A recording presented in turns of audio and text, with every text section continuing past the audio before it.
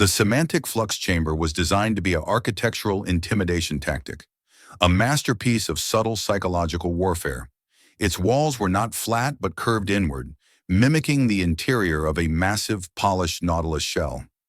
These walls were layered with a reactive alloy called iridescent glass that shifted through the visible spectrum based on the emotional resonance of those within.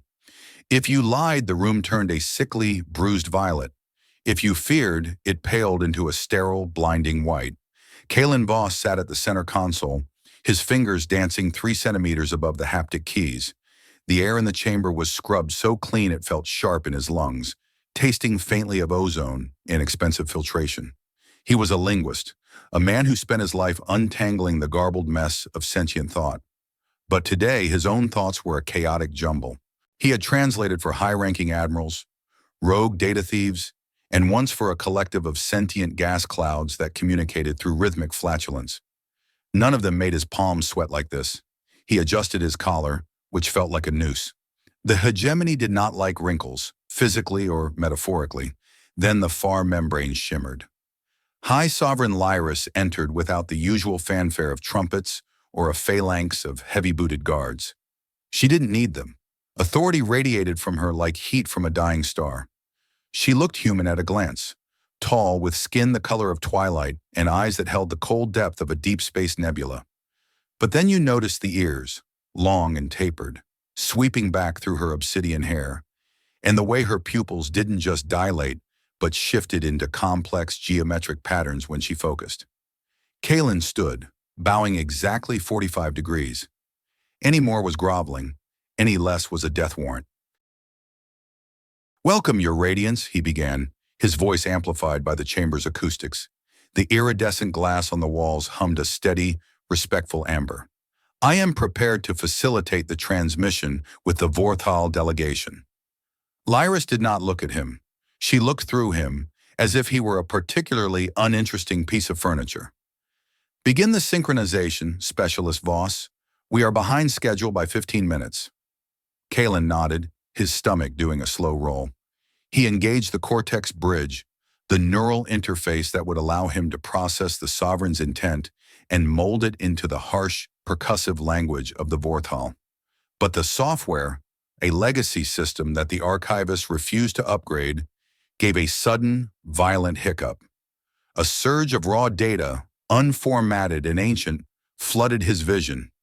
In that split second, between the logic of a linguist and the reflex of a boy he had once been, the wall of his training crumbled. He saw her, not the High Sovereign, but a girl standing in a field of simulated clover, laughing as she stole a protein bar from his hand. "Laia," he whispered, the name slipping out like a secret held too long in the dark. "Laia Sunwalker." The silence that followed was not merely an absence of sound. It was a physical weight. The walls of the chamber stopped their amber hum and froze into a terrifying, static-filled gray. The air regulation system groaned and died. Somewhere deep in the station's backbone, a security alarm chimed once, then was silenced by a manual override. Lyris did not move. She did not breathe. For 10 agonizing seconds, she remained a statue of obsidian and silk. Then slowly she turned her head. Her geometric pupils were contracted into tiny, sharp needles of disbelief. "What?" she said, her voice a low, dangerous vibration that made the iridescent glass crack with a crystalline snap. "Did you just call me?" Kaelen's brain went into a full-scale tactical retreat. His first instinct was to claim a translator malfunction. His second was to pretend he'd had a stroke. But his mouth, always his most disobedient limb, had other plans. It was the sync, Your Radiance? A ghost in the machine," he stammered, his heart hammering a frantic rhythm against his ribs. "A linguistic anomaly. I didn't mean to—" "That name," she interrupted, stepping toward him. Each footfall sounded like a hammer on an anvil. "That name does not exist. It was purged from the Ethelgard registers 2 decades ago. Even my own counselors do not know it. How does a bottom-tier linguist from the Obsidian Rim have access to a classified erasure?" "I'm not ghosting you, I swear," Kaelen said, slipping into the street slang of his youth as his professional veneer evaporated. I don't have clearance for your private files. I don't even have clearance for the good coffee in the break room. It came back, like a muscle memory. Lyris was now less than a meter away. Up close, Kaelen could see the faint pulse of mnemosyne ink beneath the skin of her throat, a tattoo that shouldn't have been there, glowing a frantic, rhythmic blue. Dismiss all personnel, she commanded the room. But the Vorthal delegation, the chamber's AI began. Scrub the channel, now, she roared. The lights outside the chamber vanished as the heavy blast doors sealed shut. Kaelen was now alone with the most powerful woman in 12 sectors, a woman who looked like she was deciding whether to execute him or collapse. Talk, she said, her voice trembling with a vulnerability that would have horrified the council. And if you lie to me, Kaelen Voss, I will ensure your consciousness is archived in a sensory deprivation loop for the next 100 years. Kaelen leaned back against his console, his legs finally giving out. Well, he sighed, at least that's more space than my current apartment. Begin, she demanded. We met, Kaelen said, looking directly into those nebula dark eyes. In the echo cradle. You were 7, I was 10. You were the girl who hated the color of the sky and loved the taste of stolen nutrient paste. And you told me right before they took us to the leveling labs that if I ever saw you again, I had to use that name, because that was the only way you'd know who you were. The walls of the chamber turned a deep, sorrowful blue, the color of a memory that refused to die. The tension in the semantic flux chamber didn't dissipate. It merely changed shape, shifting from the sharp edge of a blade to the heavy pressure of a storm about to break. Lyris did not sit, though the floor attempted to extrude a throne of spun light for her. She paced the perimeter of the room, her footsteps echoing in the silence. The echo cradle, she murmured, the words sounding alien in her mouth. The archivist told me that was a myth, a failed experiment in radical empathy conducted by the Old Republic before the hegemony brought order. Order is just a polite word for a clean sweep, Kaelen said, his voice regaining some of its cynical edge now that he wasn't immediately being vaporized. They didn't like the idea of future leaders having sentimental attachments to other species. It makes it hard to authorize a planetary blockade when you remember playing tag with the children on the surface. Lyris stopped her pacing. She looked at her hands, turning them over, as if seeing them for the first time. I have no memories of a childhood. I have records. I have data logs of my education, my training, my ascension. I was told the cognitive leveling was a gift, a way to ensure my judgment remained unclouded by the chaotic impulses of youth. A gift, Kaelen scoffed. Sure. In the same way that a lobotomy is a gift for someone with a headache, they didn't just level your cognition, your radiance. They hollowed you out. They wanted a sovereign who was a vessel for the state, not a person. Do not call me that, she snapped, though the iridescent glass on the walls flickered, a hesitant, pale violet rather than a furious red. I am the High Sovereign. I am the voice of Ethelgard. You're a woman who has a blue pulse under her skin every time I mention the word past, Kaelen countered, gesturing to her throat. That ink isn't hegemony tech. It's echo cradle tech. It's sensory storage. They tried to wipe you, but the ink held on to the things the brain couldn't. Lyris reached up, her fingers grazing the spot on her neck. Her geometric pupils began to spin, a sign of extreme mental processing. Why do you remember? If we were in the same program, why was your mind not leveled? Kaelen gave a lopsided grin that didn't reach his eyes. I'm a medical anomaly, a stubborn node, as the archivist called it. My neural pathways are too messy, too tangled. Every time they tried to scrub a memory, it just drifted to another sector of my brain. I'm like a hard drive with too many bad sectors.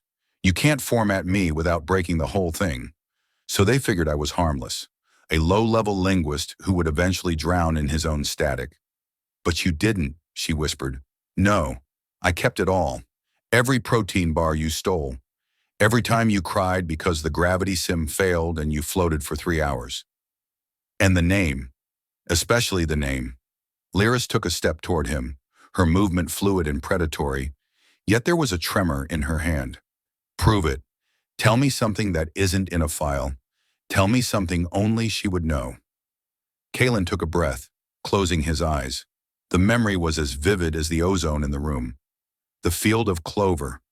It wasn't real, of course. Just a holographic projection in the common room of the cradle. But you found a way to hack the sensory output. You made the clover smell like cinnamon. You said the world was too salty and it needed more spice. Lyris's breath caught. Her eyes widened, the geometric patterns inside them slowing down, settling into a soft, glowing gold. Cinnamon, she repeated. The word seemed to unlock something. A sudden flash of light erupted from the walls. The iridescent glass didn't just change color, it began to project images, distorted, grainy fragments of a shared history. Two children, one human with messy hair and a sarcastic grin, the other with long, twitching ears, sitting back to back in a room that looked nothing like the sterile halls of Ethelgard. The chamber is reacting to your biometric resonance, Kaelen explained, his voice hushed. It's pulling the data directly from your subconscious. It's not just me talking anymore, Lyris. Your own body is remembering. The projection showed the girl, the young Lyris, leaning in to whisper something into the boy's ear. I remember, Lyris said, her voice cracking. I remember the smell, but it hurts, like a phantom limb. That's because they didn't just take your memories, Kaelen said, his humor finally fading into something raw and honest.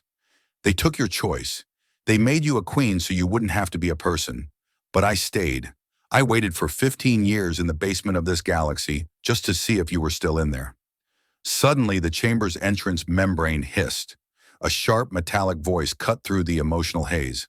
High Sovereign, the Council has noted a disruption in the translation flux. We are sending an intervention team to recalibrate the environment. It was Archivist Vine, the man who had overseen Lyris's final leveling session. Lyris's expression hardened instantly. The gold in her eyes vanished, replaced by the cold, tactical obsidian of the Sovereign.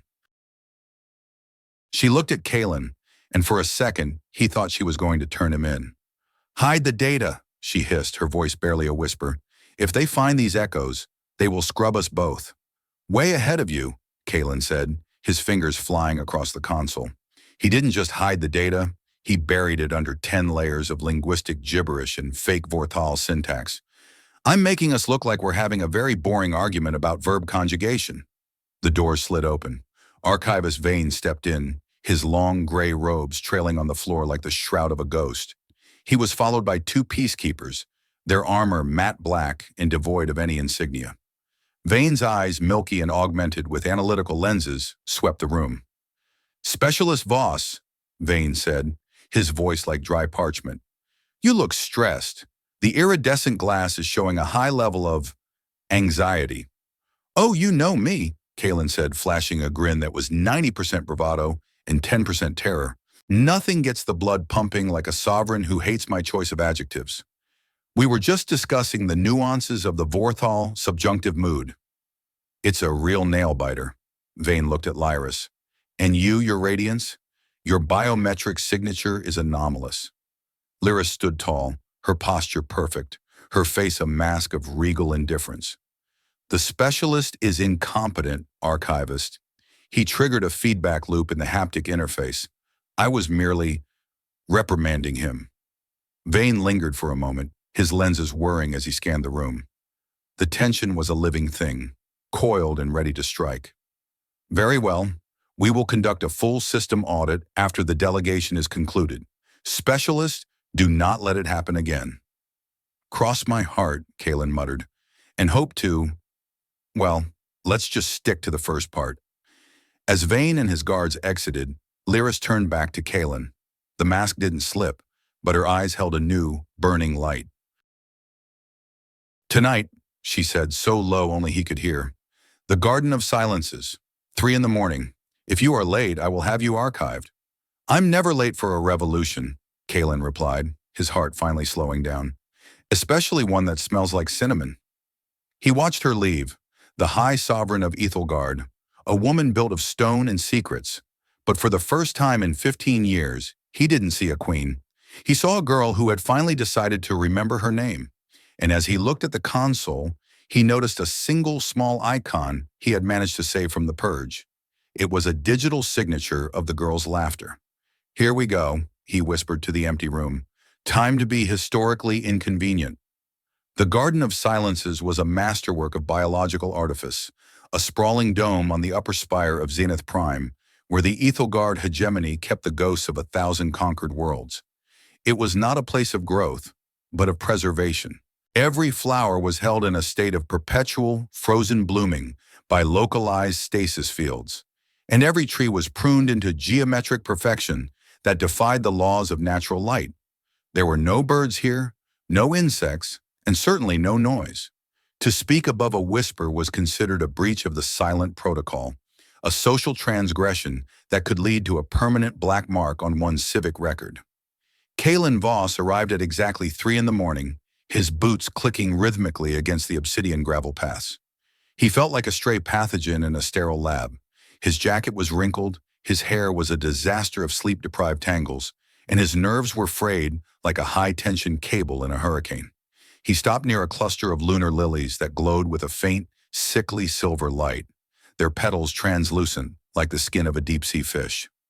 "I am definitely going to get vaporized," he thought, leaning against a bench made of cold, white marble. "This is how it ends."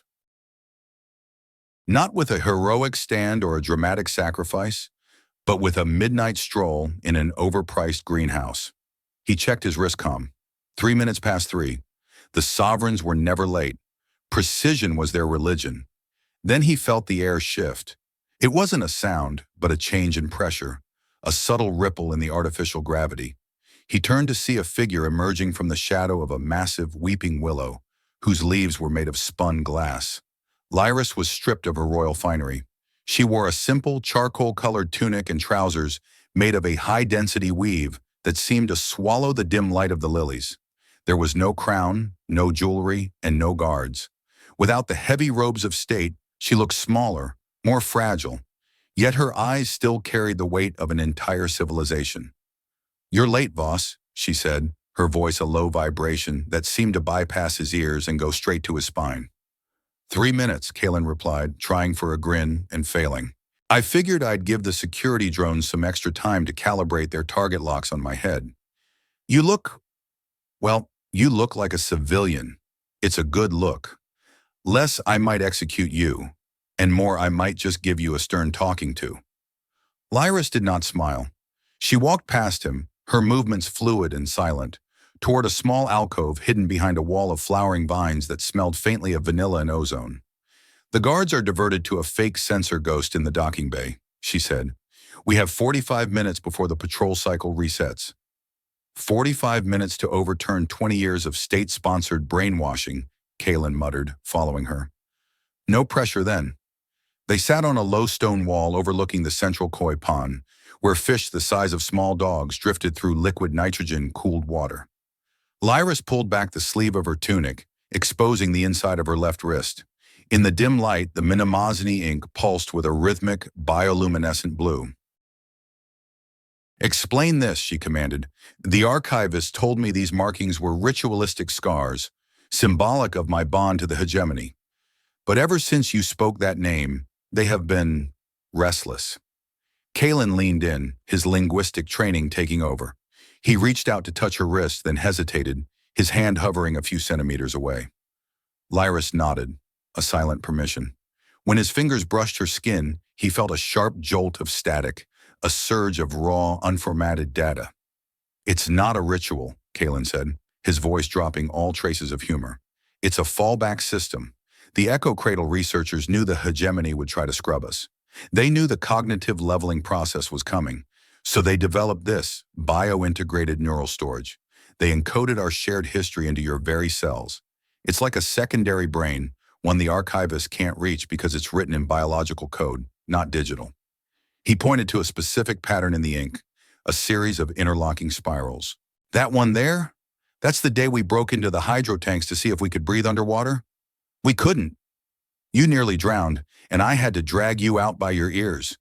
You were so mad you didn't speak to me for a week." Lyris stared at the spirals. Her geometric pupils began to spin, faster and faster, until they were a blur of golden light. I remember the cold. The water felt like needles, and I remember a boy yelling at me. He called me a stubborn lizard. That would be me, Kaelen said. I was never very good at the whole respect your betters thing. Lyra suddenly gripped his hand, her strength surprising him. Her skin was burning hot. Why did they do it, Kaelen? If the program was a success, why erase it? We were supposed to be the bridge. We were supposed to prove that different species could coexist without the need for blockades and orbital strikes. Because you were too successful, Lyra, Kaelen said, using the name softly. He felt her flinch, but she didn't pull away. Empathy is a terrible trait for a conqueror. If the High Sovereign remembers being a person, if she remembers that the alien variables are actually friends, then the whole machinery of the hegemony starts to grind to a halt. They didn't want a bridge. They wanted a weapon, and a weapon doesn't need a childhood. Lyris looked away, toward the stars visible through the dome's transparent ceiling. I have ruled for 12 years based on the belief that I was the pinnacle of evolution, the perfect, unclouded mind. And now you tell me I'm a manufactured shell, a hollowed-out version of a girl who likes cinnamon and clover. We all have flaws, Lyra, Kaelen said. The hegemony just thinks they can delete them. But those flaws, that's where the real stuff lives. The mistakes, the stupid jokes, the way you used to steal my food. That's not noise. That's the signal. Lyra stood abruptly, her face twisting with a sudden, sharp pain. Her hand went to her temple, her fingers pressing hard against the skin. Stop. There is a wall, a high-frequency hum in the back of my skull. Every time I try to reach further, it screams at me. That's the leveling inhibitor, Kaelen said, standing up to steady her. It's a piece of tech embedded in your primary cortex. It's designed to trigger a migraine if you start wandering into forbidden neural territory. It's the ultimate leash. Then we break the leash, Lyris said, her voice regaining its steel. It's not that simple, Kaelen replied, his eyes scanning the garden for any sign of movement. If we tamper with the inhibitor, the archivist will know instantly. It's a dead man's switch. If it stops transmitting your stability status, the station goes into lockdown and the peacekeepers start venting the atmosphere. Then we don't tamper with it, Lyris said, turning to him with a look of terrifying clarity. We bypass it. You said the Vault of Lost Echoes was here, on Zenith Prime. The archivists keep the raw data of the erasures there, don't they? Physical backups of everything they took from us. Kaelen felt a cold sweat break out across his back. The vault is in the sub-level 6, beneath the black hole containment field. It's guarded by automated sentries and enough encryption to melt a supercomputer. Going there isn't just a career ender, Lyra. It's a life ender. I am the High Sovereign, she reminded him, her voice cold once more. I have the authorization codes for the sub-levels. Codes that the archivist can track, Kaelen countered. The moment you use your biometric signature down there, they'll have us cornered like rats in a pipe. We'd be fried before we even hit the first door. Then we need a distraction, Lyra said, and we need a way to enter the vault without my signature. Kaelen looked at her, truly looked at her. He saw the girl Lyra struggling beneath the weight of the Sovereign's mask, a person desperate to find the pieces of herself that had been stolen. He thought about his own life, the 15 years he had spent hiding in the linguistic fringes, nursing his memories like a dying ember. He could walk away. He could go back to his wrinkled jacket and his bad coffee and his safe, lonely existence. He could let her continue to be a perfect, empty weapon. But then he remembered the way she had laughed in the clover field, a sound so bright it had made the artificial sun feel real. Okay, he said, his voice steady. I've got a plan. It's a terrible plan. It involves a lot of illegal subcoding, a probable explosion, and me definitely losing my dental insurance. But it might just work. Lyris looked at him, and for a fleeting second, the mask slipped. Thank you, Kaelen. Don't thank me yet, he said, checking his wristcom. We've got 12 minutes before the guards get back from their wild goose chase. Time to bug out. As they moved toward the exit, Kaelen noticed a single white flower near the path, one that had managed to grow outside of its stasis field. It was small, slightly wilted, and completely imperfect. He didn't say anything, but he smiled as they stepped back into the sterile, quiet dark of the station. Sublevel 6 was a place where gravity felt like a physical assault. Being so close to the station's black hole containment field meant that every movement required a conscious effort, as if the air itself had been replaced by thick, invisible syrup. The corridors here were narrow and unlit, the walls vibrating with the low-frequency thrum of the Singularity engine. Kaelen Voss was sweating through his tunic, his fingers flying across the holographic interface of a portable hacking rig he had cobbled together from spare parts. Beside him, Lyris moved with an eerie, practiced grace, her body seemingly unaffected by the crushing weight of the artificial gravity. "We're in the pipe," Kaelen whispered, his voice strained. "I've successfully looped the security feed for the next 300 meters. The sentries will see a nice empty hallway while we're actually dancing our way through." "You have a very strange definition of dancing," Lyris remarked, her eyes fixed on the heavy blast door at the end of the corridor. It was etched with the seal of the archivists, a stylized eye surrounded by interlocking gears. "Hey, I'm a linguist, not an acrobat," Kaelen said, his brow furrowed as he bypassed a secondary firewall. "This encryption it's beautiful in a terrifying, I want to kill you sort of way. It's not just numbers, Laya. It's semantic. It's a language made of pure logic." "Can you open it?" she asked. "I'm working on it. Just give me a second to convince the door that I'm its long-lost cousin from Sector 7. As Kaelen worked, the shadows around them seemed to deepen. The thrum of the engine grew louder, a sound that felt like it was trying to vibrate the teeth out of his head. He could feel Lyris's tension, a palpable energy that made the air smell of ozone. "Laya," he said, not looking up from his screen, "why did you really come? You could have just ordered me to find this for you. You didn't have to risk your crown by coming down here yourself." Lyris was silent for a long moment. When she finally spoke, her voice was barely audible over the hum of the station. "Because I realized that if I didn't see it for myself, I would always wonder if you were just another ghost in my head. I have been told what to think, what to feel, and who to be for my entire adult life. This is the first thing I have ever chosen for myself." Kaelen paused, his fingers hovering over the keys. "Choosing is hard," he said softly. "It's messy and it's dangerous, and it usually leads to a lot of regret. But it's the only thing that makes us more than just gears in the hegemony's machine." "There," he hissed as the blast door gave a low, resonant groan.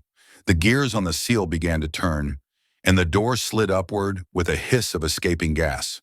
The Vault of Lost Echoes was not what Kaelen had expected. It wasn't a library or a server room. It was a cathedral of light. Thousands of crystalline pillars rose from the floor to the ceiling, each one glowing with a soft, pulsing rhythm. These were the memory anchors, physical manifestations of the neural data that had been stripped from the citizens of the hegemony. "It's beautiful," Lyris whispered, stepping into the room. "It's a graveyard," Kaelen corrected, his eyes scanning the nearest pillar. "Each of these represents a piece of someone's soul, their first kiss, their favorite song, the way their mother smelled. All bottled up and put on a shelf so they can be better subjects." He moved to a central console, a massive structure of black glass and silver wires. "This is the master index. If the echo cradle data is anywhere, it's in the core." As he began to interface with the console, a holographic projection flickered into life in the center of the room. It was an image of the echo cradle, the research outpost where they had grown up. It looked different in the recording, cleaner and more vibrant. He saw children of different species, Thalassen, human, Vorthal, and others he didn't recognize, playing together in a sun-drenched courtyard. "Look," Kaelen said, pointing to the screen. In the recording, a younger Lyris was sitting on a bench, her long ears twitching as she listened to a younger Kaelen explain the concept of a joke. "So the chicken crosses the road to get to the other side?" the young Lyris asked, her face a mask of confusion. "But why?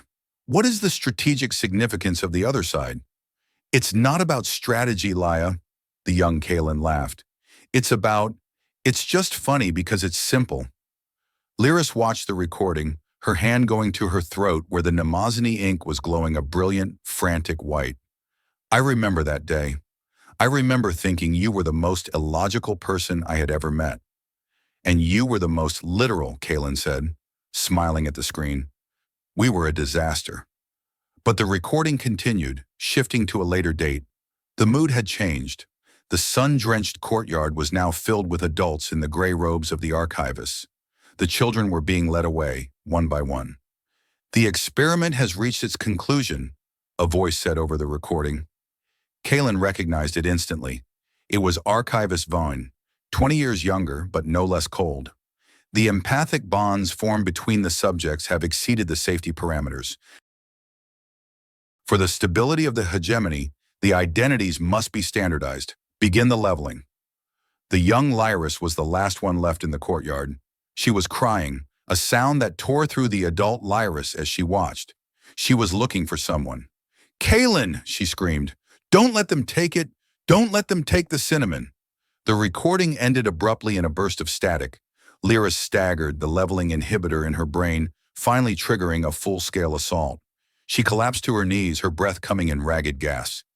"They didn't just erase us," she gasped, her eyes filled with tears. "They killed us, the people we were. They're dead." "No," Kaelen said, kneeling beside her and pulling her into a clumsy, desperate embrace. "They're not dead. They're right here. As long as one of us remembers, the fire isn't out." He looked up at the crystalline pillars surrounding them. "We're going to take it back, Laya. All of it. Not just for us, but for everyone they hollowed out." But their moment was interrupted by a cold, metallic click. "A very touching sentiment, Specialist Voss," a voice said from the doorway. "Truly, your capacity for drama is almost as impressive as your capacity for treason." Archivist Vane stood at the entrance, flanked by 4 peacekeepers with their pulse rifles leveled at Kaelen's chest. The archivist's analytical lenses whirred, glowing a predatory red in the dim light of the vault. "High Sovereign," Vane said, his voice smooth and terrifyingly calm. "I must admit I am disappointed. I thought your training was more robust. To be led astray by a common linguist and a handful of childhood ghosts, it's a regrettable lapse in judgment." "Vane," Lyris said, standing up with Kaelen's help. Her voice was shaky, but the steel was returning. "This program, the Echo Cradle, it was a success. You saw it. We were at peace." "Peace is a fragile thing, Your Radiance," Vaughn replied, stepping into the room. "It requires a firm hand and a singular vision. Empathy is a toxin. It creates cracks in the foundation of the state. It makes people question their orders. It makes them inconvenient." He gestured to the peacekeepers. "Remove the specialist and prepare the Sovereign for an immediate leveling reset. We will scrub the Laya from her once and for all." Kaelen felt a surge of cold fury. He looked at Vine, then at the crystalline pillars, then at Lyris. He realized that this was the point of no return. If he didn't act now, the girl in the clover field would be gone forever, replaced by a cold obsidian statue. "Hey, Vane!" Kaelen shouted, his hand hovering over a small red toggle on his hacking rig. "You want to talk about inconvenient?" Vane paused.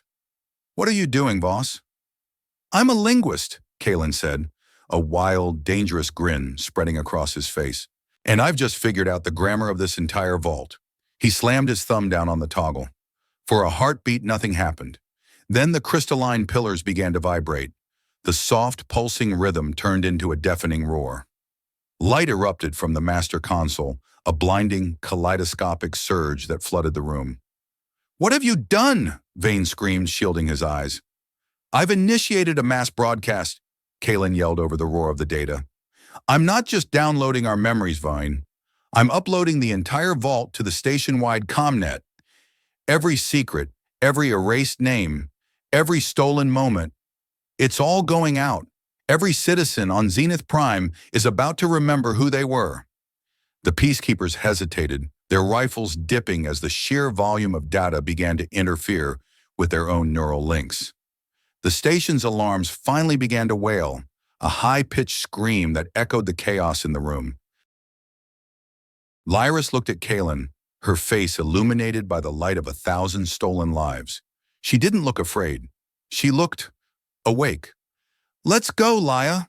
Kaelen grabbed her hand, pulling her toward a service vent at the back of the room.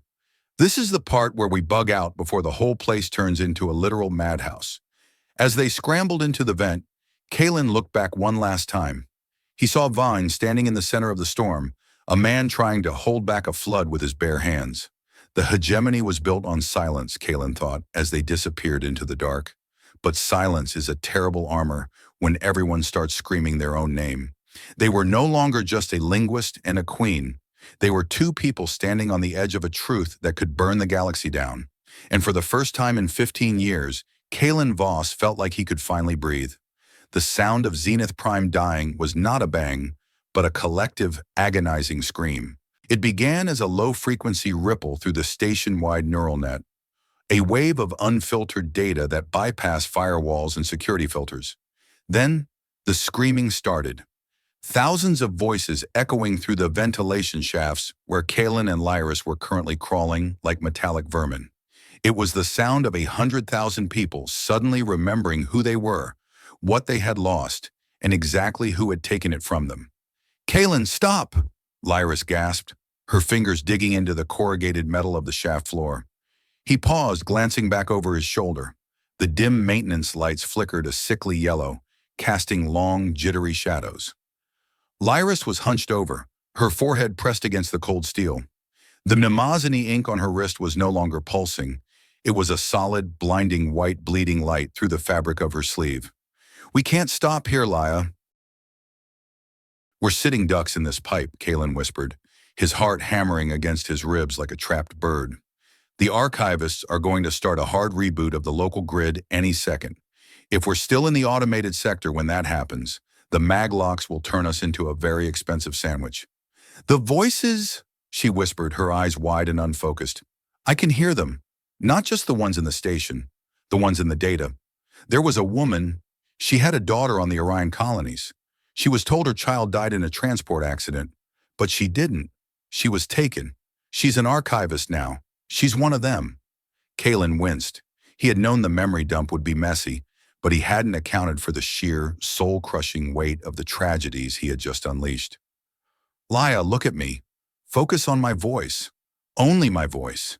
She lifted her head, her geometric pupils spinning so fast they looked like solid gold coins. "Was this a mistake, Kaelen? Look at what we've done. We haven't given them freedom. We've given them 1,000 different ways to bleed. Better to bleed as a person than to be a statue that doesn't feel the blade," Kaelen said, his voice unusually grim. He reached out and grabbed her hand, his thumb brushing over the glowing ink. "I know it's heavy. I know it's a total scrap heap of a situation. But you're not alone. You've got a stubborn linguist who doesn't know when to quit. That's a choice, Laya. I'm choosing to be here with you, not because a sovereign ordered me, but because I want to." The humanistic theme of choice was being tested in the crucible of chaos. Lyris wasn't just fighting for her own memories. She was bearing the psychic weight of a civilization's worth of stolen lives. A sudden, violent shudder rocked the station. Somewhere nearby, a heavy blast door slammed shut with enough force to make the ventilation shaft groan. "That's the local lockdown," Kaelen hissed. "Time to move." "Check your six, because I guarantee Vane has sent the hounds after us." The hounds, automated four-legged tracking drones equipped with sonic dampeners and neurological disruptors, were the stuff of nightmares in the hegemony's underbelly. Kaelen could already hear the rhythmic, metallic clicking of their claws against the deck plating several levels down. They scrambled through the labyrinthine ductwork, the air growing hotter and thicker as they approached the thermal exhausts of the Singularity engine. Kalen's hacking rig chirped a warning. "Grid's going dark in 5 minutes, he muttered. "We need to hit the sump. It's the only place with an independent life support loop that hasn't been mapped by the archivists." "The sump?" Lyris asked, her voice regaining some of its regal clarity as the adrenaline kicked in. "The Waste Reclamation District? You want the High Sovereign of Ethelgard to hide in the trash?" "Hey, it's not trash," Kaelen joked, though his eyes were darting toward every shadow. "It's aesthetically challenged recycling. Besides, nobody looks for a queen in a sewer. It's the ultimate cloaking device." They reached a vertical junction, and Kaelen kicked open a rusted grate. Below them lay a vertical drop of at least 20 meters into a swirling mist of green-tinted vapor. "Don't worry, the gravity's low here," Kaelen said, shifting his weight. "It's like jumping into a giant pile of wet laundry. Mostly." He jumped before she could argue. Lyris hesitated for a heartbeat, looking back at the dark tunnel where the clicking of the hounds was growing louder. Then with a sharp exhale, she followed him into the abyss. They landed in a heap of gelatinous, semi-processed biomass. It smelled like a combination of old socks and high-grade industrial solvent. Kaelen scrambled to his feet, pulling a handful of green sludge out of his hair. "See? Soft landing," he said, extending a hand to Lyris. She took it, her face a mask of profound disgust. "If we survive this, Voss, I'm going to have you scrubbed with a wire brush for 3 days." "I'll take that deal," Kaelen replied, glancing around. They were in a massive, vaulted chamber that felt more like a cave than a part of a space station. The walls were covered in thick layers of bioluminescent moss that provided a dim, emerald glow. This was the sump, the forgotten basement of Zenith Prime, where the station's literal and metaphorical waste ended up. But they weren't alone. Figures began to emerge from the shadows. These were the ghost people, subjects whose cognitive leveling had gone so catastrophically wrong that their minds had shattered into 1,000 jagged pieces. They were the casualties of the hegemony's pursuit of perfection, living in the dark, forgotten by the world above. At least 30 of them stood in a loose circle around Kaelen and Lyris. Some were twitching, others were whispering to themselves in languages that hadn't been spoken in centuries. "Easy now," Kaelen said, stepping in front of Lyris and raising his hands. "We're not here to cause trouble. We're just passing through." A tall, gaunt man with a prosthetic arm made of scrap metal stepped forward. His eyes were milky white, but he seemed to be looking directly at Lyris. "The Queen," he rasped, his voice sounding like 2 stones grinding together. "The golden voice. She has come to see her garden." I didn't know," Lyris said, her voice trembling. She looked around at the broken people, her eyes filling with a horror that transcended her own pain. "The record said the failed subjects were sent to rehabilitation colonies on Velonis Prime." "Saronini, Velonis is a lie," the man said, gesturing to the dripping walls. "This is our colony. This is where the imperfect go to rot."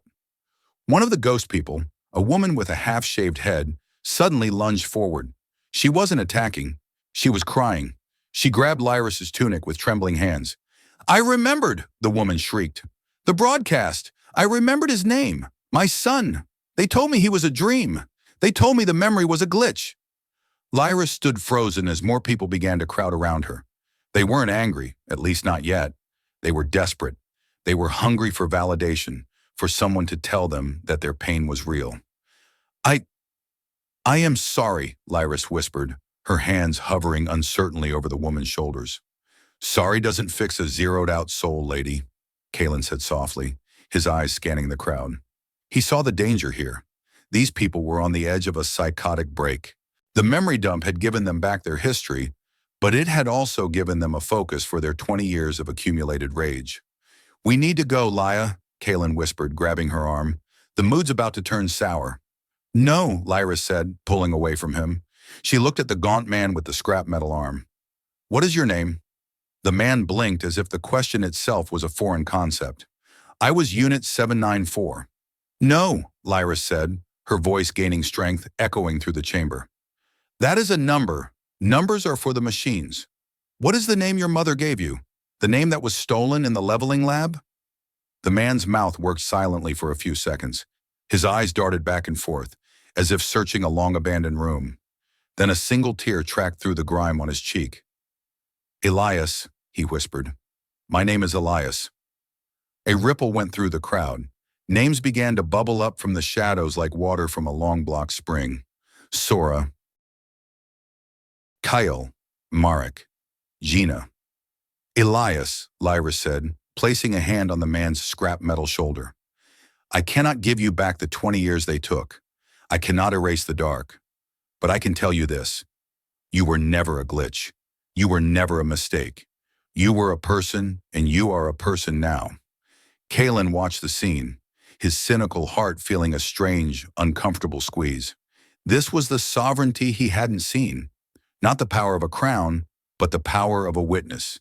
She was choosing to stand in the mud and the sludge and acknowledge the broken, rather than turning her eyes back to the stars. But the moment of connection was shattered by a high-pitched electronic screech. A hound burst through the wall of moss, its red optical sensor locking onto Lyris. It didn't pause for a scan. It lunged, its metallic claws skidding against the wet floor. "Down!" Kaelen yelled, tackling Lyris just as a bolt of blue neural energy hissed over their heads. The ghost people scrambled in terror, but Elias didn't move. He raised his scrap metal arm, which hissed with a sudden surge of electrical discharge.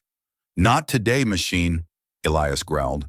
He slammed his fist into the hound's head, the impact echoing like a thunderclap. The drone sparked and buckled, its optical sensors shattering into 1,000 red shards. But 3 more hounds were already emerging from the shadows, their sonic dampeners turning the room into an eerie, silent vacuum. "Kaelen, the rig!" Lyris shouted, pointing to the hacking device on his belt.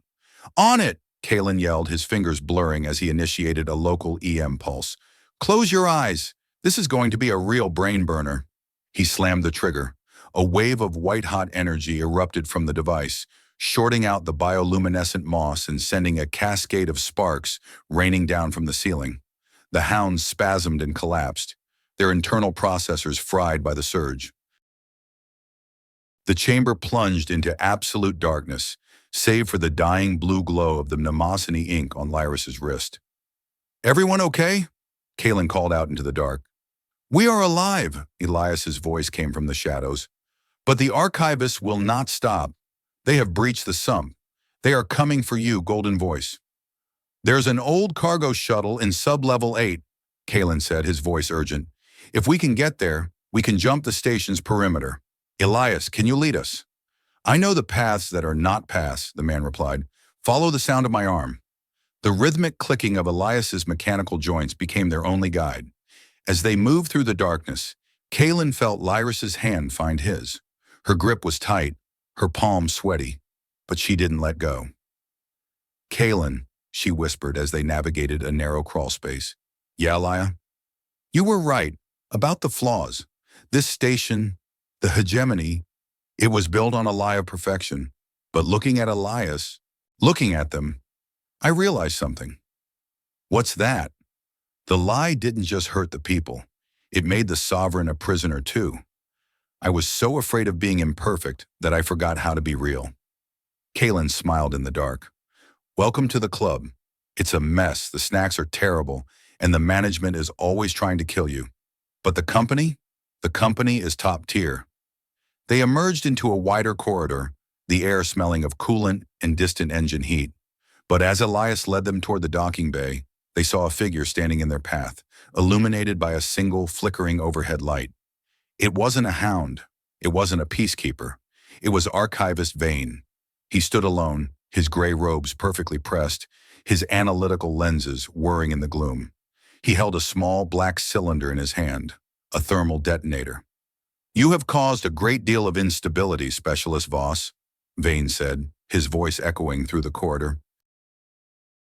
"I have had to authorize the termination of over 4,000 secondary memory logs just to contain the broadcast. It is a terrible waste of data." "Data?" Kaelen spat. "Is that all they are to you? Lines of code on a shelf?" "In a chaotic universe, data is the only truth," Vane replied, his eyes shifting to Lyris. "Your radiance, you are unwell. The Laya persona is a corruption, a virus introduced by this man.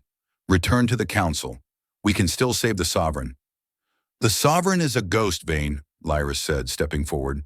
The light of the corridor hit her face, revealing the dirt, the sludge, and the raw, human exhaustion in her eyes. "And I am tired of being haunted."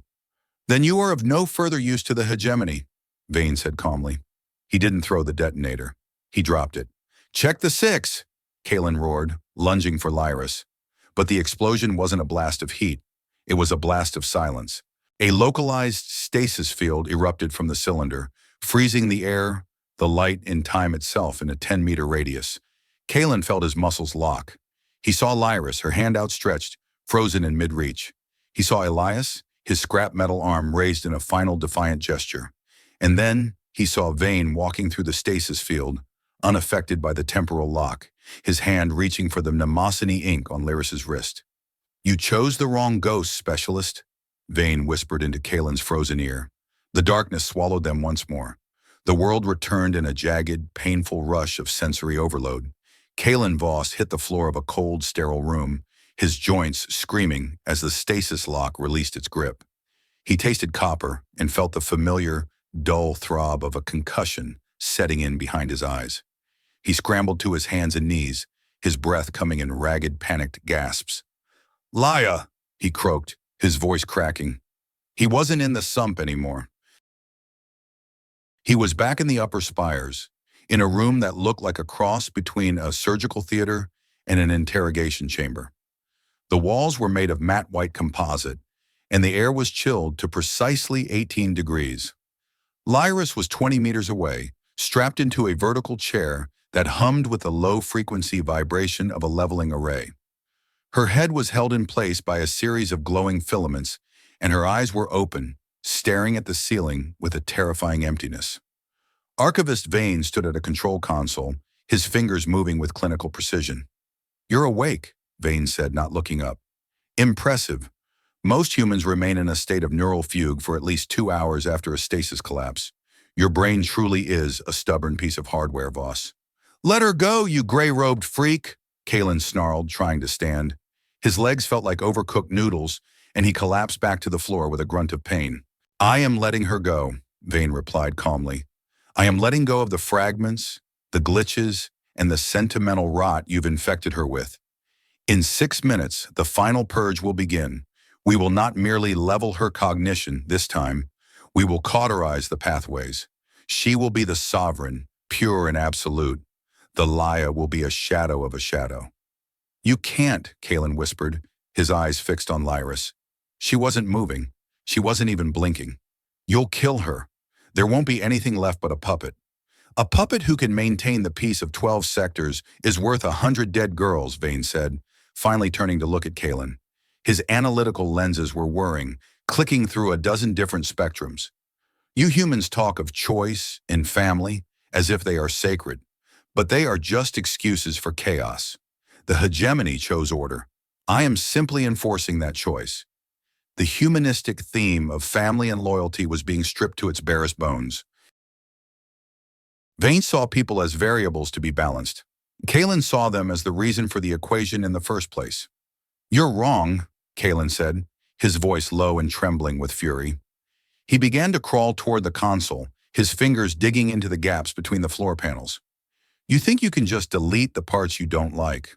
But the gaps, the holes you leave, they're still there. That's why she felt incomplete. That's why she remembered me. She remembered you because our processors were inefficient 20 years ago," Vane said dismissively. "An error we are about to rectify." Kaelen reached the base of the console. He was half blind with pain, his vision swimming in a sea of gray spots. He needed a distraction. He needed a weapon. But his hacking rig had been crushed in the stasis blast. He looked up at the console. It was a high-level archivist interface, encrypted with biometric locks that would fry his brain if he even touched the sensor plate. "Laya," Kaelen whispered, ignoring Vane. "Laya, if you can hear me, listen. You said I was the most illogical person you ever met. Well, here's some more logic for you." Vane chuckled, a dry, dusty sound. "She cannot hear you, Voss. Her auditory centers have been redirected to the leveling harmonics." "I'm not talking to her ears," Kaelen said, a wild, desperate light in his eyes. "I'm talking to the ink." He reached out and grabbed a loose power cable from the base of the console. It was a thick, shielded line that fed the stasis generators. With a grunt of effort, he ripped the shielding away, exposing the pulsing, high-voltage core. "Voss, stop!" Vane shouted, finally showing a flicker of alarm. "You'll short out the entire sector. You'll kill yourself." "I've had a good run," Kaelen gasped, his hands shaking as he held the live cable. "And hey, maybe I'll finally get some decent sleep." He didn't jam the cable into the console. He jammed it into the floor. The floor of the chamber was made of a conductive alloy designed to bleed off excess static from the leveling array. When the high-voltage line hit the metal, the entire room erupted in a cascade of white-hot sparks. The lights shattered. The console shrieked in digital agony, and a wave of raw electricity surged through the room. Kaelen felt the world turn inside out. His muscles spasmed, his heart skipped 3 beats, and his vision went white. But the surge did exactly what he hoped. The filaments holding Lyris's head sparked and died. The leveling array's harmonics turned into a discordant scream, then fell silent. The magnetic locks on her chair hissed and released. Lyra slumped forward, falling from the chair and hitting the floor with a dull thud. Kaelen was lying 10 meters away, his hands blackened and smoking. He couldn't feel his arms. He couldn't feel much of anything, but he saw Lyris move. She groaned, her hand going to her throat. The Nemazini ink was glowing a dim, flickering violet. She rolled onto her side, her eyes finding Kaelen through the smoke. "Kaelen," she whispered, her voice sounding like it had been dragged through glass. "Still. Here," he wheezed. "Mostly medium rare." Vane was staggered, his analytical lenses cracked and sparking. He reached into his robes, pulling out a small kinetic pulse pistol. "You, persistent insect." He leveled the weapon at Kaelen's head, but he never pulled the trigger. A section of the matte white wall exploded inward. It wasn't a blast from a weapon, it was a physical breach. Elias stepped through the hole, his scrap metal arm glowing red-hot from the friction of tearing through the composite. Behind him stood a dozen ghost people, armed with scavenged maintenance tools and cold, hard fury. "Archive this, Vane," Elias growled. He lunged forward, his mechanical arm slamming into Vane's chest with the force of a freight train.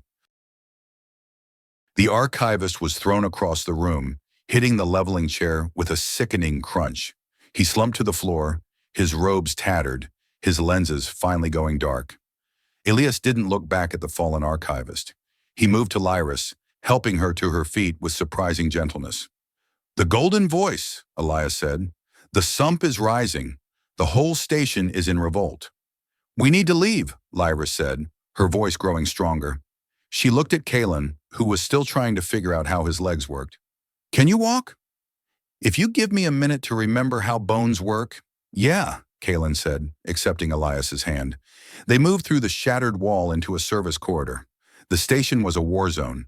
Smoke filled the halls and the sound of pulse fire echoed from the levels above. People were everywhere, some fighting peacekeepers, others just sitting on the floor, weeping as they clutched pieces of their restored history. "The cargo shuttle," Kaelen said, leaning heavily on Elias. "Docking Bay 9. It's a straight shot through the ventilation spine." "The spine is blocked," Elias said. "The archivists have activated the internal fire suppression grids.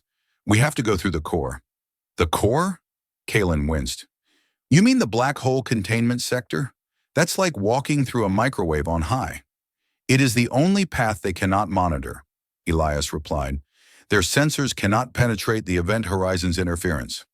As they raced through the bowels of Zenith Prime, Lyra stopped. She looked at a group of citizens huddled in a doorway.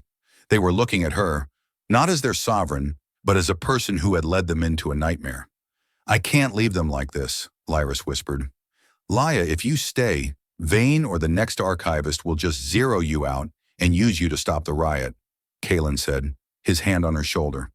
"You can't help them if you're a puppet." We get to the shuttle, we get to the obsidian rim, and we find a way to broadcast the truth from outside the hegemony's reach. That's the only way. Lyris looked at the people, then back at Kaelen. She saw the cost of her choices in the smoke and the blood, but she also saw the hope in Elias's milky white eyes. "Choice is a heavy burden, Kaelen," she said. "The heaviest," he agreed. "That's why you don't carry it alone." They reached Docking Bay 9 just as the station's emergency sirens reached a fever pitch. A battered, rust-streaked cargo shuttle sat on the pad, its engines already coughing to life. "Elias, come with us," Lyris said. The man shook his head, his scrap metal arm hissing as he looked back at the corridor they had just exited. "My place is here. Someone has to show the newborns how to survive in the dark. Go, Golden Voice. Tell the stars what they did to us." He turned back toward the smoke, his silhouette framed by the flickering lights of the station. Kaelen and Lyris scrambled into the shuttle. Kaelen fell into the pilot's seat, his burned hands fumbling with the controls. "Okay, baby, don't fail me now," he whispered, slamming the ignition sequence. The shuttle groaned, its thrusters kicking out a cloud of blue ionized gas. With a violent jolt, the magnetic clamps released, and the ship shot forward, punching through the station's atmospheric shield into the cold, silent void of space. Zenith Prime looked beautiful from the outside, a glittering needle of light suspended against the blackness of the hull. But as they pulled away, They could see the flickers of explosions blooming across its surface like fireflies. Lyra sat in the co-pilot's seat, her eyes fixed on the retreating station. She reached out and touched the Minamosini ink on her wrist. It was steady now, a soft, comforting blue. Kaelen? Yeah? I don't know who I am anymore. The queen is dead, and the girl, she's been gone a long time. Kaelen navigated the shuttle into the jump vector, his fingers finally finding a rhythm. He looked at her, his face smeared with grease and blood, but his eyes were bright. Then we'll figure it out together, he said. I'm a linguist, remember? I'm great at finding the right words for a new chapter. As the shuttle entered hyperspace, the stars stretched into long white lines, leaving the hegemony behind. They were fugitives, they were broken, and they were utterly lost. But for the first time in 20 years, they were a family, and they were choosing to stay that way. The hyperspace tunnel was not the smooth, sapphire ribbon promised by the hegemony's travel brochures. Inside the cockpit of the stolen cargo shuttle, it looked like a jagged wound in the fabric of reality, bleeding colors that had no names. The ship, a battered atmospheric lifter never intended for deep space jumps, groaned as if its very soul were being stretched across 1 billion kilometers. Every vibration felt like a hammer strike against Kaelen Voss's skull. His hands were a mess. The electrical surge from the leveling array had left his palms scorched and weeping, the skin a mottled map of red and gray. He had wrapped them in strips of cloth torn from a spare flight suit. But every time he adjusted the steering yokes, white-hot needles of pain shot up to his elbows. Watch the temperature on the third thruster, Kaelen wheezed, his voice sounding like he'd been eating gravel. If it hits 400 degrees, we're going to be the brightest fireworks in this sector. Lyra sat in the co-pilot's seat, her eyes fixed on the holographic displays. She wasn't just watching the numbers, she was feeling them. The Mnemosyne ink on her wrist was pulsing a frantic neon violet, reacting to the ship's erratic energy signatures. To her, the ship wasn't just a machine, it was an extension of the chaos currently unfolding in her own mind. 380 degrees, Lyris reported, her voice steady but thin. Stabilizing. The dampeners are holding, but only just. Kaelen, your hands. Let me take the yoke. Not a chance, Laya, he grunted, bracing his feet against the floor as the shuttle took a violent lurch to the port side. You pilot like a queen. All straight lines and dignified exits. This bucket needs a scoundrel's touch. It needs someone who knows how to talk to a junk heap that's trying to kill them. You are going to bleed out before we hit the rim, she said, but there was a softness in her eyes that hadn't been there when she sat on the throne. I've survived worse, Kaelen lied. I once argued with a Vorthal debt collector for 6 hours without a drop of water. This is just a bit of a tan. They had been in the jump for nearly 4 hours. According to the nav computer, they were approaching the Obsidian Rim, a lawless cluster of shattered moons and mining outposts on the very edge of hegemony influence.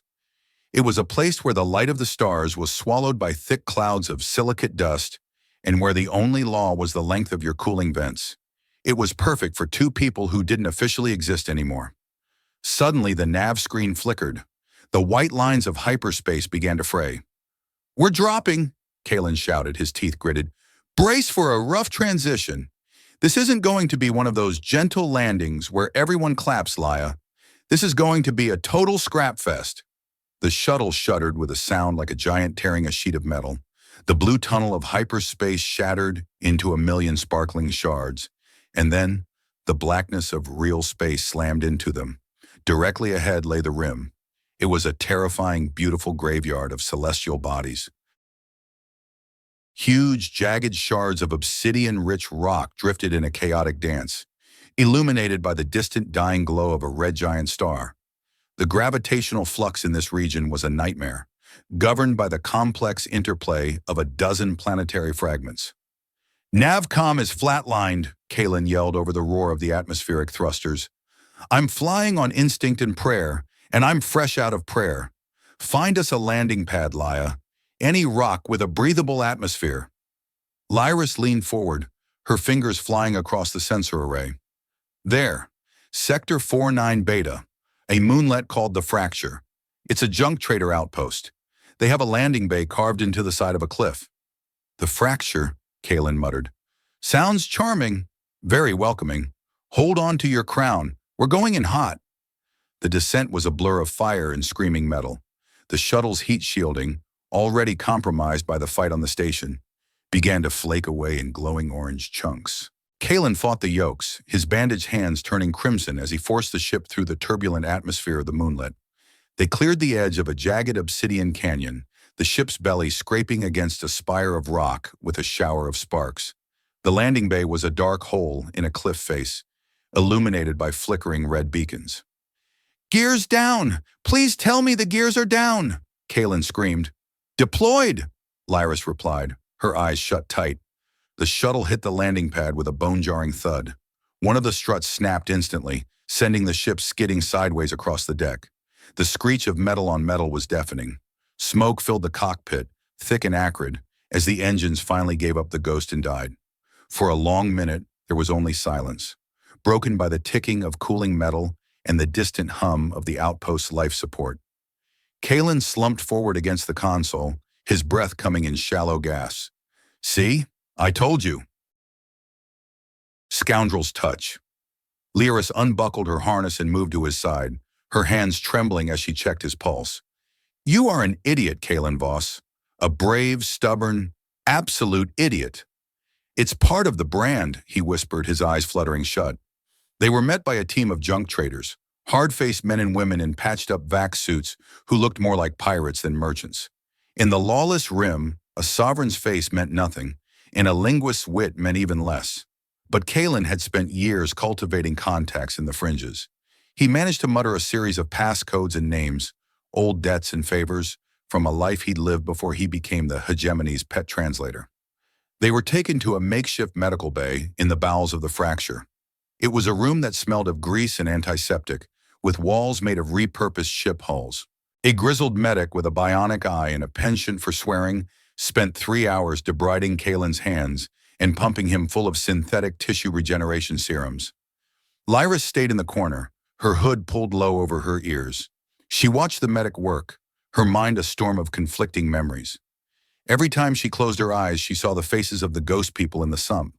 She felt the weight of the throne, the cold precision of the archivists, and then the smell of cinnamon and the feeling of a boy's hand in hers.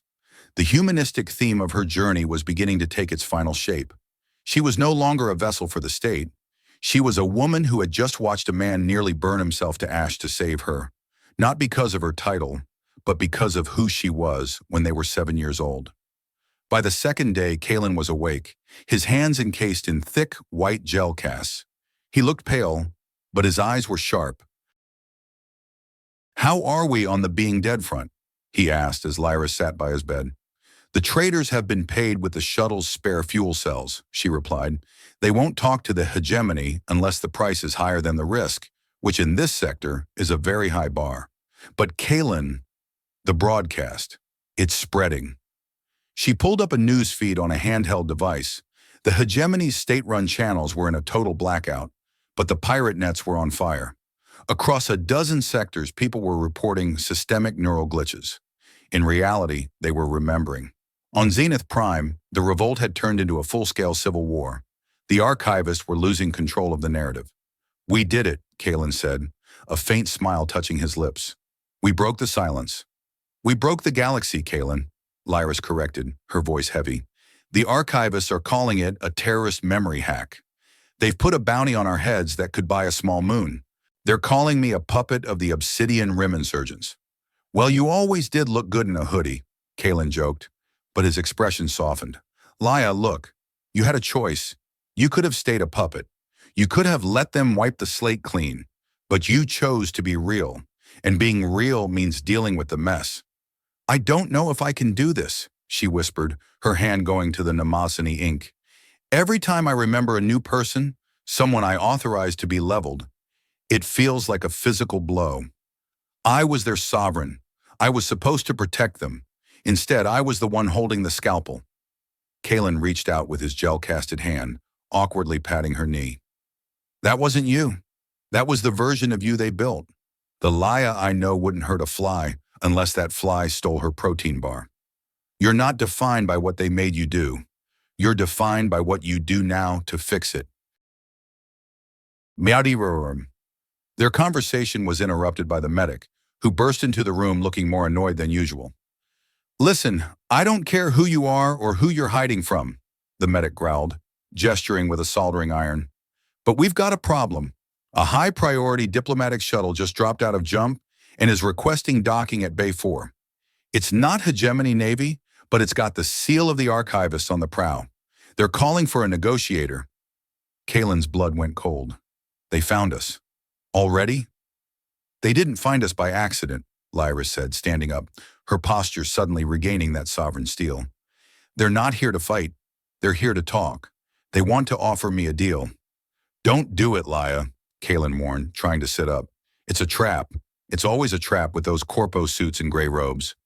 I have to hear what they say, she said, pulling her hood up. If I can stop the bloodshed on Zenith Prime, I have to try, even if it means walking back into the dark. I'm coming with you, Kaelen said, swinging his legs off the bed. Kaelen, you can't even hold a spoon. I don't need to hold a spoon to tell a liar to go frag themselves, he countered. We're a package deal, remember? The linguist and the queen. You do the talking, I do the sarcasm. Lyris looked at him for a long moment, then nodded. Fine. But if this goes south, I want you to head for the secondary escape pods. Don't look back. I've spent 15 years looking back, Lyra, Kaelen said, his voice quiet and firm. I'm done with that. Let's go meet the ghosts. The air in Docking Bay 4 was thick with the smell of expensive perfumes and filtered air, a jarring contrast to the grease and grime of the rest of the fracture. The diplomatic shuttle, a sleek, white vessel that looked like a polished bone, sat in the center of the bay, surrounded by its own localized gravity well that kept the rim dust at bay. Standing at the base of the ramp was a man Kaelen didn't recognize, though his robes were unmistakably those of a senior archivist. He was thin, with skin like aged parchment and eyes that were entirely mechanical, two glowing blue orbs that whirred as they scanned the room.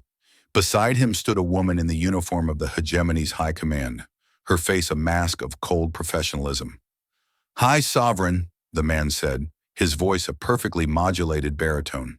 He bowed, though it was a gesture of protocol rather than respect. I am Negotiator Rax. I represent the Council of Archivists. Lyra stepped forward, her hood down, her ears held high. Kaelen stayed a half step behind her, his white-casted hands hidden in the oversized sleeves of a trader's cloak. You have a lot of nerve coming to the rim, Rax, Lyra said. The silent protocol has no power here. On the contrary, Your Radiance, Rax replied, his blue eyes humming. Silence is exactly what we have come to negotiate. The broadcast you unleashed has caused a great deal of noise. Families are demanding answers. Productivity has dropped by 22% across the inner sectors. There are even rumors of a schism within the council itself. Good, Kaelen piped up. Maybe they'll finally realize that erasing people's souls is a bad business model.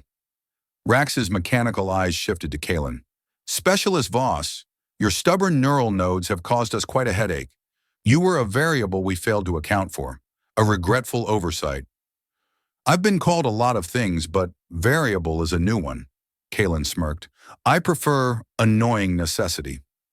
Rax ignored him, turning back to Lyris. We are prepared to offer a cessation of all hostilities against the ghost people on Zenith Prime.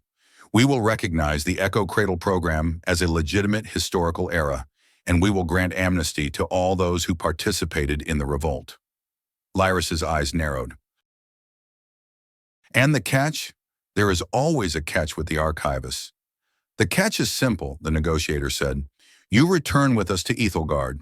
We will issue a public statement saying that the broadcast was a simulation, a stress test of the Hegemony's social resilience. You will be reinstated as High Sovereign. The Laya persona will be archived as a noble sacrifice you made to understand the vulnerabilities of the Rim insurgents. The humanistic theme of her journey reached its critical crossroads. Rax was offering her the world, the power, the safety, the stability she had been built for. He was offering her a way to make the pain stop, to return to the comfortable numbness of the throne. And what happens to Kaelen? Lyris asked, her voice low. Specialist Voss is a contaminant, Rax said, as if discussing a piece of moldy bread. He cannot return to civil society. However, in exchange for your cooperation, we will allow him to remain here in the Rim. He will be provided with a comfortable stipend and a permanent stay of execution. He will be free to live out his days in this charming environment. Kaelen felt a cold weight in his stomach. It was a perfect deal. The bloodshed would stop, the station would be saved, and Lyris would be back where she belonged. And all it would cost was the truth. All it would cost was them. Don't listen to him, Laya, Kaelen whispered. He's offering you a golden cage. If you go back, they'll just find a more subtle way to scrub you. You won't be a queen, you'll be a statue again. But the people, Lyris said, her voice trembling. 4,000 years of stability. The families on Zenith Prime. I can stop the killing, Kaelen. Rax stepped forward, extending a hand. The choice is yours, Your Radiance. Be the savior of the hegemony, or be a fugitive in the dark. Which version of yourself is more valuable? Lyris looked at Rax's extended hand. Then she looked back at Kaelen. She saw the burns on his face, the bandages on his hands, and the stubborn, terrified hope in his eyes. She remembered the boy who had dragged her out of the hydro tanks. She remembered the man who had jammed a live power cable into the floor to save a woman who didn't even know her own name. She realized that the archivists weren't offering her a way to save her people. They were offering her a way to abandon them by becoming the very lie that had broken them. You're right, Rax, Lyris said, her voice echoing through the bay. Choice is a powerful thing, and for 12 years you didn't let me have one. You told me that being High Sovereign was a duty I was born for, but you were wrong. It was a role you programmed for me. She reached out, but not to take Rax's hand. She grabbed Kaelen's casted hand instead, pulling it close to her heart. My name is Laya, she said, her voice a roar of defiance, and I am not your puppet. If the hegemony wants peace, they can start by telling the truth. They can start by acknowledging every name they tried to burn. But I am not going back, not as your queen, and certainly not as your lie. Rax's mechanical eyes flared a violent, angry red. Then you have chosen correctly, Specialist Voss. You have chosen the end of your line. Actually, Kaelen said, stepping forward, his fear replaced by a strange, light-headed clarity. We've chosen the beginning. And Rax, tell Vane that the next broadcast isn't going to be a memory. It's going to be a confession. The negotiator didn't waste another word. He turned and retreated up the ramp of the shuttle. The woman from High Command leveled a glare at Lyris that promised orbital bombardment. You have 3 hours to leave this moonlet, she said. After that, the hegemony Navy will consider the fracture a hostile target. The shuttle's engines roared to life, the localized gravity well collapsing as it lifted off and shot out of the docking bay into the obsidian dark. For a long minute, Kaelen and Lyris stood alone in the bay, the silence of the Rim pressing in on them.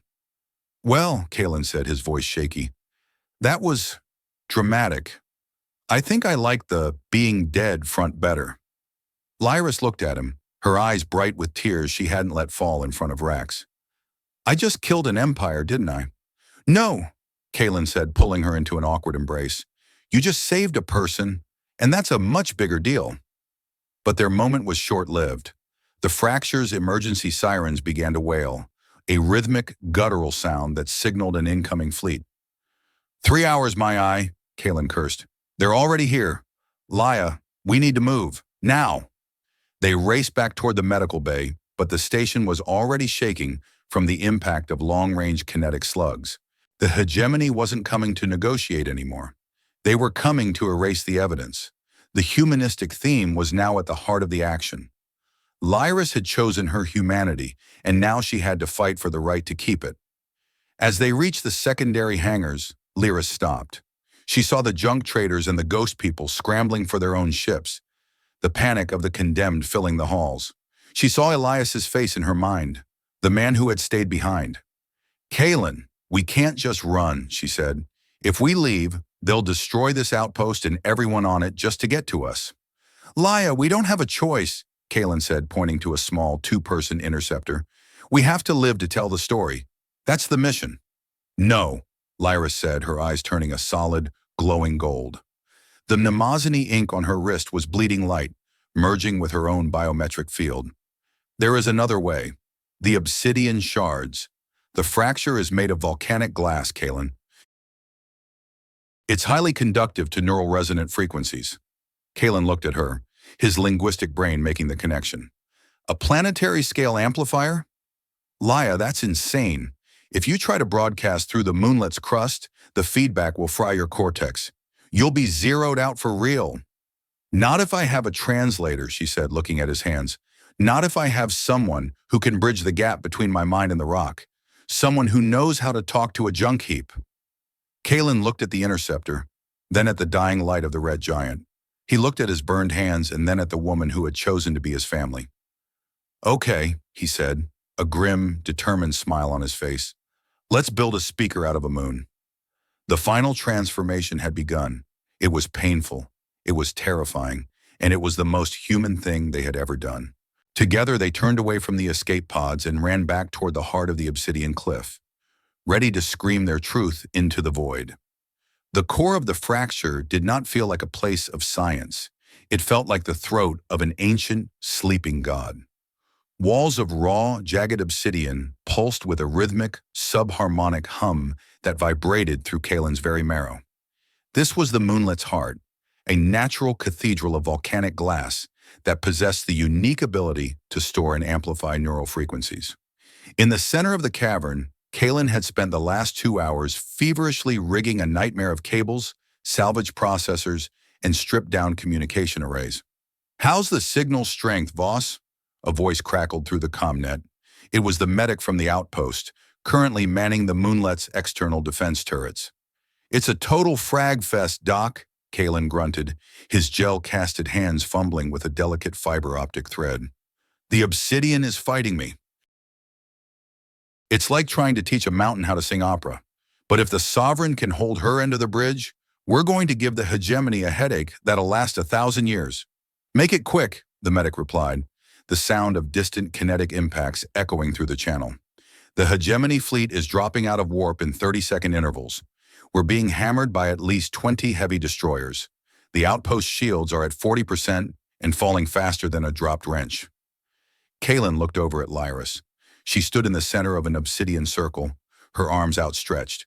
She had discarded her trader's cloak. The Mnemosyne ink on her skin was no longer just a tattoo. It was a living, breathing river of light that flowed from her wrist, up her neck, and pooled into her eyes. She was no longer just a woman. She was a conduit for the collective grief of 1 billion souls. "Laia, you ready?" Kaelen asked, his voice softening. She turned her head slowly. Her geometric pupils were gone, replaced by a solid, radiant gold that seemed to see through the walls of the moonlet and into the void beyond. "I can hear them, Kaelen. Not just the memories from the vault. I can hear the people on the ships outside. They are so afraid. They have been told that we are the darkness, while they are the ones living in the shadow of a lie." "Then let's turn on the lights," Kaelen said, his voice grim. He jammed the final coupling into his neural hacking rig. The cavern erupted in a blinding flash of violet light. Kaelen felt a sharp, agonizing jolt as the interface bypassed his scorched nerves and plugged directly into his stubborn neural nodes. He gasped, his back arching, as the moonlet's resonance slammed into his mind. "Bridge established!" Kaelen screamed over the rising roar of the obsidian resonance. "Laia, now! Give them everything! Don't hold back a single tear!" Lyris closed her eyes. She didn't scream. She didn't shout. She simply opened. The fracture acted as a planetary-scale amplifier. The obsidian crust of the moonlet began to vibrate at a frequency that defied physical laws. A beam of pure, coherent neural energy shot out from the moonlet's poles, punching through the clouds of silicate dust and lancing into the heart of the hegemony fleet. It wasn't an attack on their hulls. It was an attack on their certainty. Every officer, every pilot, and every archivist on those 20 destroyers suddenly felt a presence in their minds. They didn't see data or read reports. They felt the cold water of the hydro tanks. They smelled the cinnamon and the clover. They felt the searing, hollow ache of a child being told their mother was a dream. "Cease fire!" a voice crackled over the open tactical bands. It was the captain of the lead destroyer, the Ethel Guard's Will. Her voice was no longer the sharp bark of a soldier. It was the trembling whisper of a woman who had just remembered her own brother's funeral. "All batteries, stand down! My God, or what have we done?" The kinetic bombardment stopped as if a giant hand had been placed over the fleet. Ships drifted in the obsidian dark, their weapons cooling, their crews paralyzed by the sudden, violent return of their own humanity. Inside the cavern, the strain was reaching a breaking point. Kaelen's rig was smoking, the smell of burning plastic filling the air. He could feel his own mind fraying at the edges, the stubborn nodes that had saved him now threatening to burn out under the sheer volume of the transmission. "Laia, that's enough," he yelled, reaching for the cutoff switch. "The fleet stalled. We've won. Break the link." But Lyris didn't move. She was lost in the resonance, her spirit dancing across 1,000 worlds at once. She was a mother in the Outer Rim. She was a miner on Zenith Prime. She was a child in the Echo Cradle. "Laia, look at me!" Kaelen crawled toward her, his cast dragging on the glass floor. "Laia, please!" "If you don't stop, there won't be anything left of you. You'll be ghosted for real." He reached the obsidian circle and grabbed her hand. The moment their skin touched, the feedback loop completed itself. Kaelen saw her, not the golden voice, not the sovereign, but the girl Laia. She was standing in a field of cinnamon-scented clover, surrounded by billions of people who were all looking for a way home. "They are not just memories, Kaelen," she whispered in his mind. "They are the choices we haven't made yet." "Then choose us," Kaelen roared, his voice echoing in both the physical cavern and the psychic void. "Choose to stay. I'm not losing you again, Laia. Not to a throne, and not to a moon." With a final desperate surge of will, Kaelen slammed his head against the central processing unit, shattering the biometric lock. The circuit broke. The violet light vanished. The roar of the moonlet died into a haunting, hollow echo. Kaelen fell backward, his vision fading into black. The last thing he saw was Lyris collapsing into the obsidian dust, her radiant golden eyes finally closing as she returned to the world of the living. The aftermath was a strange, silent peace. On Zenith Prime, the archivists had tried to initiate a final, total wipe of the station's population, but the peacekeepers had refused the order. They had remembered their own names, their own families. They had looked at the people they were supposed to purge and saw their own reflections. The silent protocol didn't just break, it evaporated. Archivist Vane was found in his office, his analytical lenses removed, staring at a small, hand-drawn picture of a son he had kept hidden in a secret compartment for 40 years. He didn't resist when the ghost people came for him. He simply asked them what their names were. Negotiator Rax and the High Command Fleet at the Fracture did not retreat, but they did not attack. They remained in orbit for 3 days, waiting for a signal that never came. When they finally left, they didn't head back to Ethelgard. They dispersed, heading toward the Outer Rim, toward the homes and families they had forgotten they had. The hegemony was not gone, not yet, and its foundation of silence had been shattered. You cannot rule a people who have found their voice, and you certainly cannot rule a people who have remembered that they are a family. Kaelen woke up 3 days later in the medical bay of the Fracture. His hands were still wrapped in gel casts, but the burning pain had faded into a dull, manageable ache. He felt like he'd been run over by a freighter, but he was alive. Lyris was sitting in the chair beside his bed. She was wearing a simple white tunic, and her ears were relaxed. She looked exhausted, her face lined with a weariness that went deeper than bone, but her eyes were her own again. "Hey," he croaked. "Hey," she replied, a small, genuine smile touching her lips. Did we do it?" The broadcast hit every sector, Kaelen. "The council has dissolved. The peacekeepers are laying down their arms. The archivists are being held in their own vaults until a new provisional government can be formed." Kaelen let out a long, shaky breath. "So, I'm officially out of a job?" "We're both out of a job," she said, reaching out to touch his bandaged hand. "But I think I'm okay with that." In the corner of the room, Elias stood, his scrap metal arm polished to a high sheen. He was watching the two of them with a look of quiet satisfaction. "The golden voice spoke," Elias said, his voice no longer a rasp, but a deep, resonant rumble. "And for the first time in my life, I can hear the silence, and it is not a weapon. It is just quiet." He walked to the window, looking out at the obsidian canyons of the moonlet. "We have a long way to go. Remembering is only the first step. Now we have to figure out how to live with what we found." Kaelen looked at Lyris. He's right, you know. It's going to be a mess. A total, unmitigated scrap heap of a future. I know, Lyra said, her eyes bright, but at least it's our mess. They sat there together, a linguist with burned hands and a queen without a crown, watching the red giant star rise over the horizon of a moonlet that had once been a prison and was now a beacon.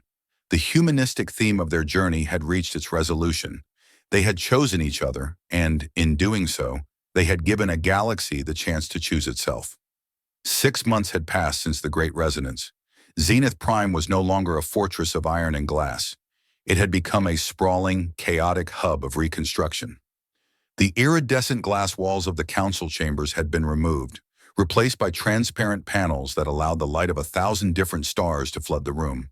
The Ethelgard hegemony had been replaced by the convergence of free voices, a fragile, noisy, and often disorganized coalition of worlds that were learning to talk to each other without the interference of the archivists.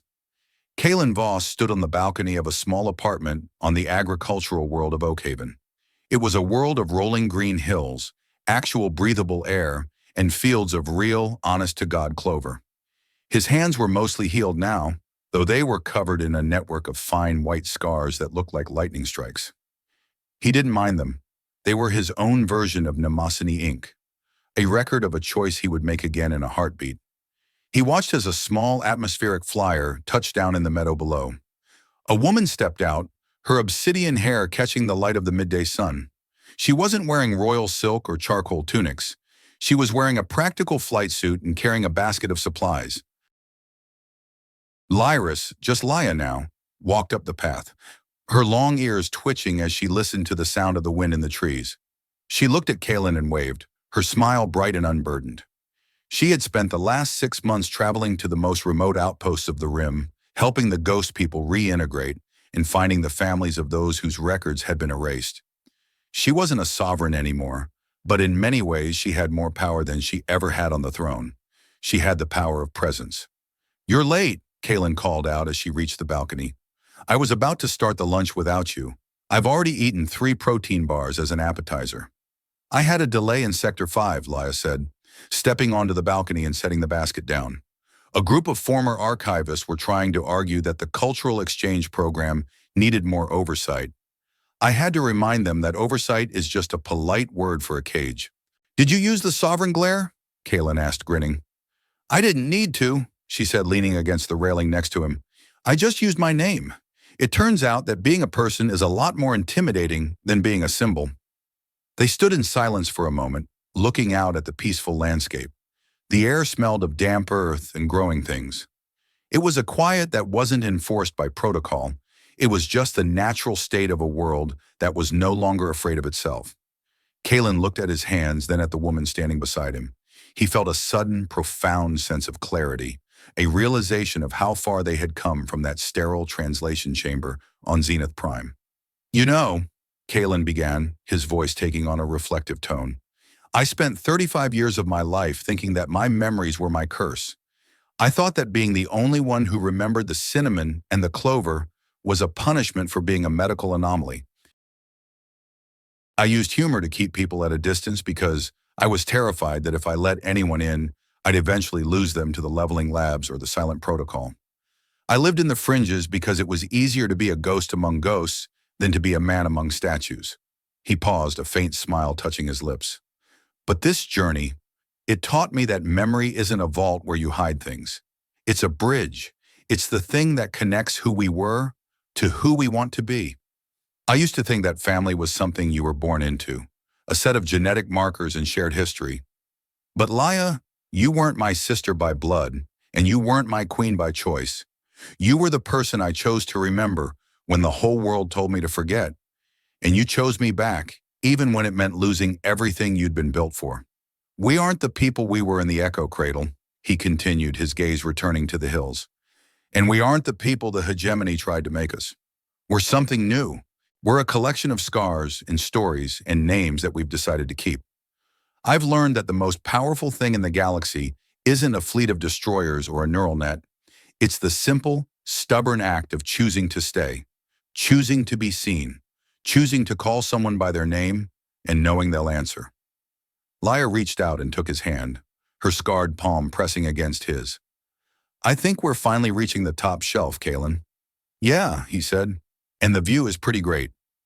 They walked back inside their small home, a place filled with books, salvage tech, and the chaotic evidence of two lives being lived to the fullest. They were no longer running from the past or fighting for the future. They were simply existing in the present, a state of being that was once forbidden and was now their greatest victory. As the suns began to set, casting long golden shadows across the clover fields, Kaelen found himself thinking about the billions of others out there, the ones who were still waking up, still finding their voices, and still choosing their own families. He turned toward the window one last time, a thought crossing his mind that he couldn't quite shake. He looked out at the vast, star-filled sky, thinking of all the people who might be sitting in their own quiet rooms, wondering about the pieces of themselves they had left behind. I spent so many years carrying the weight of a name that no one else knew, Kaelen wondered aloud, his voice soft and thoughtful. I used it like a shield, and then like a weapon, and finally like a gift. But it made me realize something about the names we all carry in the dark. I wonder, if you were stripped of your titles, your job, and your history, if all the things the world says you are were erased tomorrow, what is the one name, the one memory, or the one connection you would fight to keep? Who is the person you would choose to remember, even if the stars themselves told you to forget? He didn't wait for an answer. He didn't need one. He simply turned back to Laya, picked up a real protein bar from the table, and took a large, satisfied bite. The stars burned on, indifferent and brilliant, but for the first time in a very long time, they didn't seem so lonely. Kaelen Voss sat down at the table and began to explain a very complicated joke about a chicken crossing a galactic jump gate, and Laya, the woman who was once a queen, laughed until she cried.